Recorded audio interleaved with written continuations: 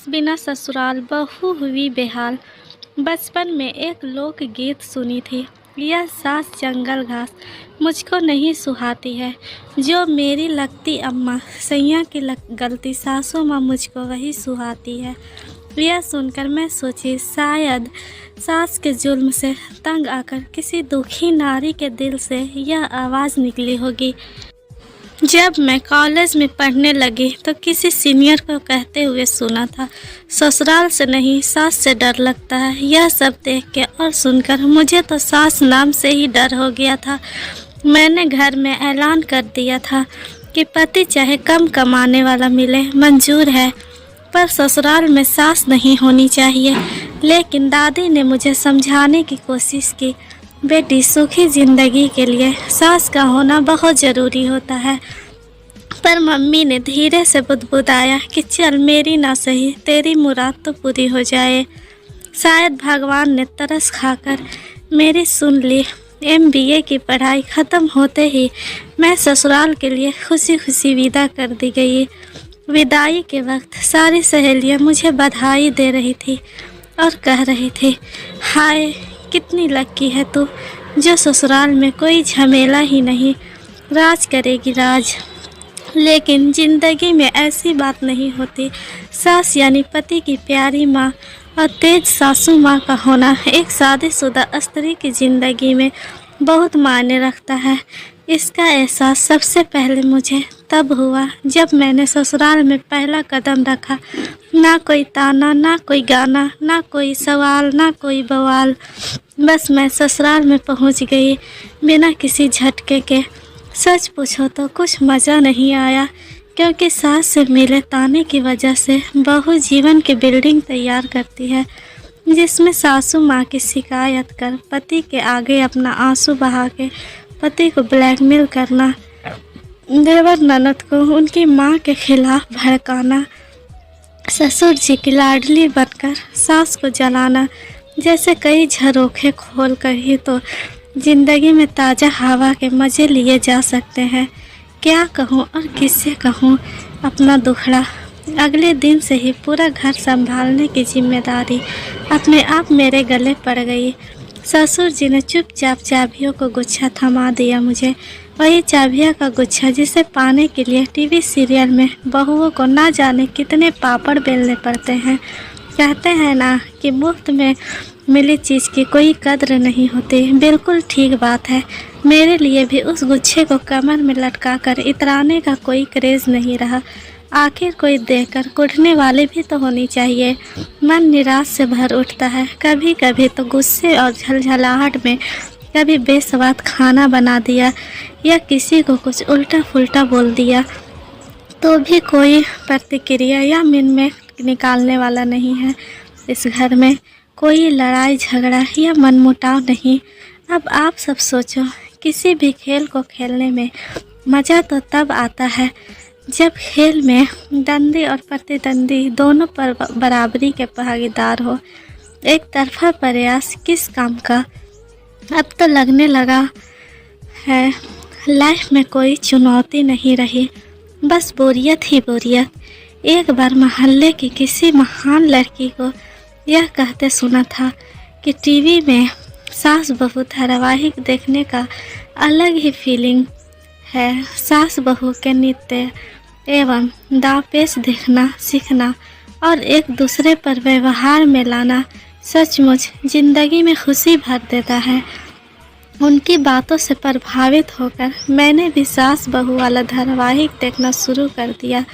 साजिश का एक से बढ़कर एक आइडिया देखकर जोश से भर उठी मैं। पर हाय रे मेरी किस्मत, आजमाइश करो तो किस पर करो। बहुत गुस्सा आया अपने आप पर। अपनी दादी की बात याद आने लगी मुझे।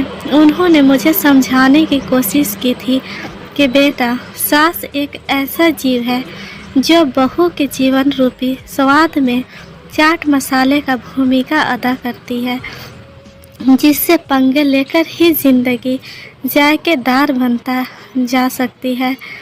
काश उस समय दादी की बात मान ली होती तो मजबूरन दिल को यह न गाना पड़ता, ना कोई उमंग है, ना कोई तरंग है, मेरी ज़िंदगी है क्या सासू माँ बिना बेरंग है। मायके जाने का भी दिल नहीं करता, अब तो क्या जाऊँ वहाँ बैठकर बहनें मम्मी से, जहाँ अपनी अपनी सास का कभी शिकायत करती है तो कभी अच्छाई करती रहती है।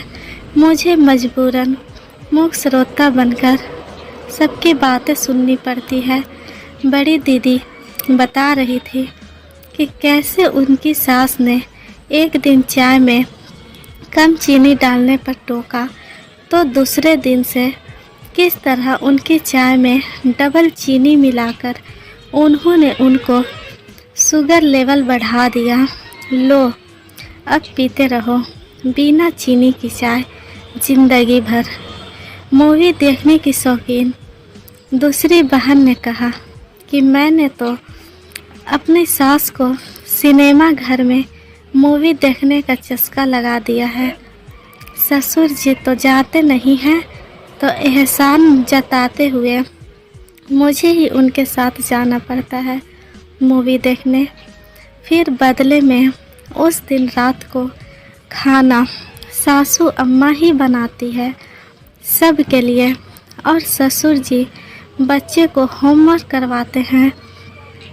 यह सब सुनकर मन में एक टीस सी उठती है कि काश ऐसा सुनहरा मौका मुझे भी मिलता। अब कल की ही बात है, मैं किसी पार्टी में गई थी। सारी सहेलियां गपशप में व्यस्त थी। बात फिल्म और फैशन स्टाइल से शुरू होकर अंत में पति, बच्चों और सास पर आ टिकी। 5 साल बेटे की माँ ने नीलम से कहा, भाई मैंने तो मम्मी जी यानी सास से एक्सचेंज कर लिया है बेटों का।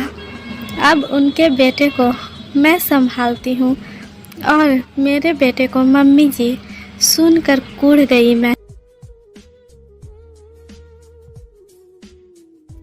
से देखते हुए मुझे सुनाते हुए कहा, सुबह पति और ससुर जी के सामने मैं अपनी सास को अदरक और दूध वाली अच्छी चाय बनाकर दे देती हूँ।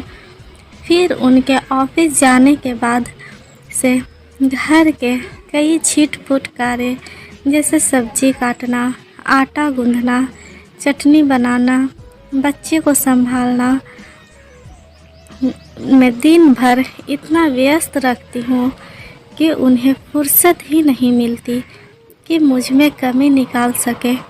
शाम को फिर सबके साथ गर्मा गर्म चाय और नमकीन पेश कर देती हूँ। बस उसके इतना कहते ही क्या जोरदार ठहाका लगाया सारी सहेलियाँ ने। बात खास सहेलियों की जाए तो पता चला कि सब ने मिलकर व्हाट्सएप ऐप पर एक ग्रुप बना रखा है जिसका नाम है सासू माँ, जहाँ सास की अच्छी बुरी बातें और उन्हें परास्त करने के तरीके मैसेज एक दूसरे को सेंड किए जाते हैं, जिससे बहुओं के दिल और दिमाग में दिन भर ताजगी बनी रहती है। पर मुझ जैसी लड़कियों को उस ग्रुप से भी दूर रखा गया है और छूत की तरह पूछने पर कहती है कि ग्रुप का मेंबर बनने के लिए एक आदत सास का होना बहुत ज़रूरी है।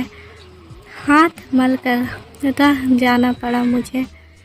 अपनी की गई गलती पर पछता रही हूँ मैं। मुझे यह अनुभव हो चुका है कि सास गले की फांसी नहीं बल्कि बहू की सांस होती है। बात समझ में आ गई मुझे कि सास बहू दोनों का चोली दामन का साथ होता है।